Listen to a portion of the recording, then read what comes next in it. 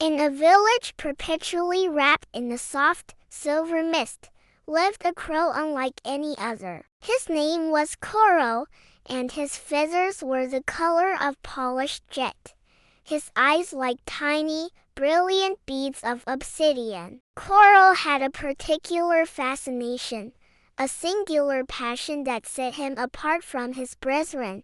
He was utterly captivated by shiny things. While other crows were content with a stray worm or a fallen berry, Koro's sharp eyes were always scanning, hunting for the glint of metal, the sparkle of glass, the shimmer of anything that could catch the faint sunlight filtering through the mist. His nest wasn't just a jumble of twigs and leaves. It was a treasure chest woven through with bits of foil, lost buttons, and fragments of colored sea glass, each piece a testament to his keen eye and relentless pursuit of brilliance. One crisp morning, as the village began to stir, Koro was perched atop his favorite vantage point, the weathered roof of the old bakery. The air was thick with the irresistible aroma of freshly baked bread, a scent that always drew a crowd. Down below, a new machine had been installed,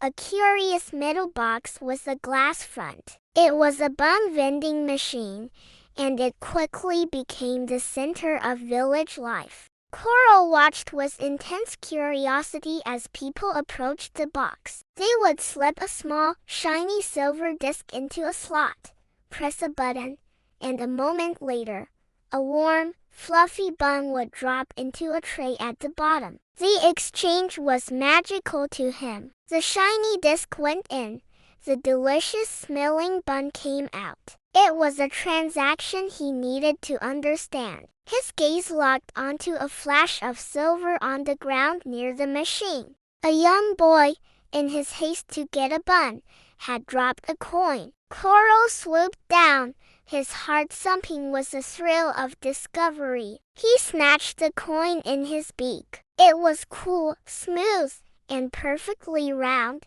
a far superior treasure to any foil wrapper he had ever found. He flew back to his rooftop perch, the coin held securely, and continued his observation. He watched person after person repeat the ritual, shiny disc in, warm bun out. A connection sparked in his intelligent mind. This wasn't just a shiny object. It was a key to unlocking the wondrous machine and its stowy treasures. He now had a mission. The next day, armed with his newfound knowledge, Koro began his grand experiment. He had seen the shape and shine of the coin, and he set about finding his own.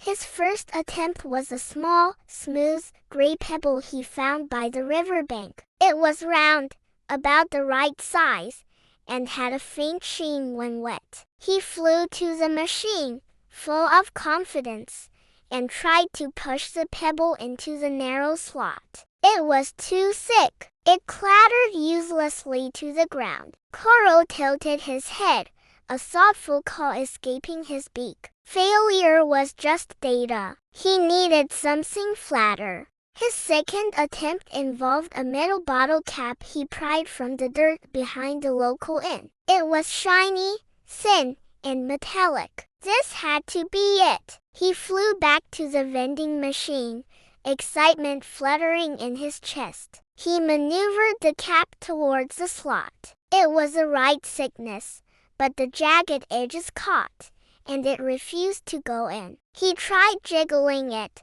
pushing it from different angles, but the machine remained stubbornly unresponsive. Another failure. Koro felt a pang of frustration, but his determination was stronger. He now understood it wasn't just about being shiny and round. There was something unique about the specific silver discs the humans used. They had a certain weight, a specific design. They held a special value. Koro spent the next few days not just looking for shiny things, but studying them. He observed the coins humans dropped, the way they felt in their hands, the specific glint they gave off. His search for a suitable key became more refined, more purposeful. He ignored the tempting glimmer of broken glass and the dull shine of aluminum foil. He was looking for one thing and one thing only,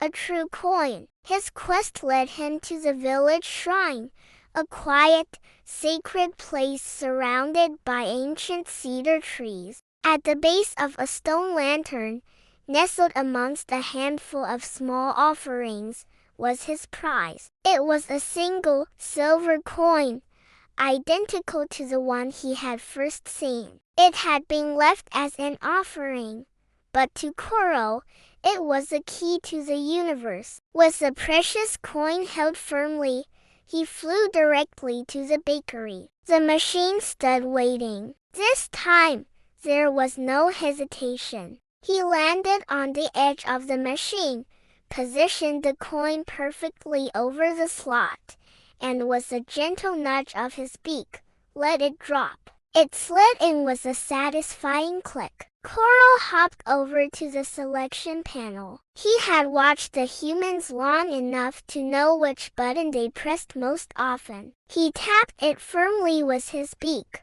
A mechanical whirring sound started from within the machine, a sound he had only ever heard from a distance. And then, it happened. A warm, fragrant bun, wrapped in paper, tumbled into the collection tray. Success! An overwhelming sense of triumph surged through him. He hopped down, seized his prize, and flew back to his rooftop to enjoy the fruits of his labor. The bun was soft, sweet, and utterly delicious. It was a taste of victory, of a problem solved through observation, trial, and error. The baker, a kind-hearted man named Kenji, had seen the whole spectacle from his window, his mouth agape in disbelief. He had heard tales of clever crows, but this was something else entirely. He watched as Koro, perched proudly on the roof,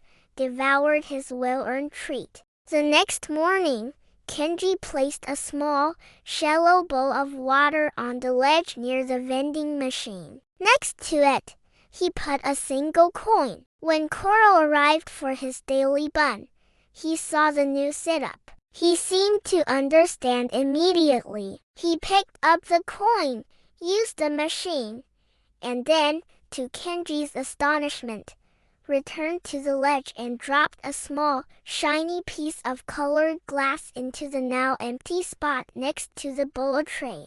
A new rule had been established. From that day on, Kenji would leave a coin for Koro, and Koro would leave a small treasure in its place. Word of the clever crow spread like wildfire through the misty village and beyond. People would come to the bakery not just for the delicious buns, but in hopes of catching a glimpse of the legendary Koro, the crow who had learned to use money. Koro became more than just a bird. He was a symbol of ingenuity, a testament to the surprising intelligence found in the natural world. His nest grew even more spectacular, filled with the shiny payments he left for the baker. And every morning, without fail, Koro would make his daily trip to the vending machine, a local hero enjoying his hard-won breakfast, forever a legend in the village of the Silver Mist. Thanks for watching, and if you enjoyed Koro's story, don't forget to like and subscribe for more amazing tales.